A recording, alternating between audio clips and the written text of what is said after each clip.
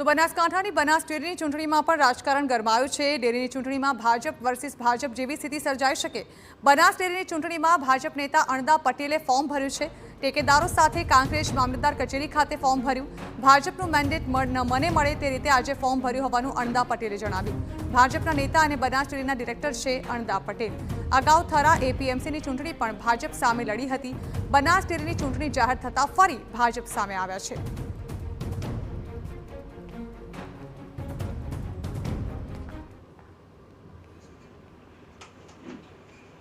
ચૂંટણી જે આવનારા દિવસોમાં આવવાની છે, ભારતીય જનતા પાર્ટીના કાર્યકર્તા તરીકે હું ઉમેદવારી કરું છું અને એ રીતે મને ભારતીય જનતા પાર્ટી ઉમેદવાર તરીકે પસંદ કરશે એવા વિશ્વાસ સાથે આજે મેં ભારતીય જનતા પાર્ટીના કાર્યકર્તા તરીકે ફોર્મ ભર્યું। હવે આમાં જ કેવું છે કે ફોર્મ ભરવા કેટલા અને કેટલા ના ભરવા એને કોઈ વિષય હોતો નથી, પણ ફોર્મ જે ભરાય એ આજે મેં મારું ડિરેક્ટર તરીકે ચાલું છું અને ફરીથી ડિરેક્ટર બનવા માટે ભારતીય જનતા પાર્ટીનો મને મેન્ડેટ મળે એ રીતે મેં ફોર્મ ભર્યું છે।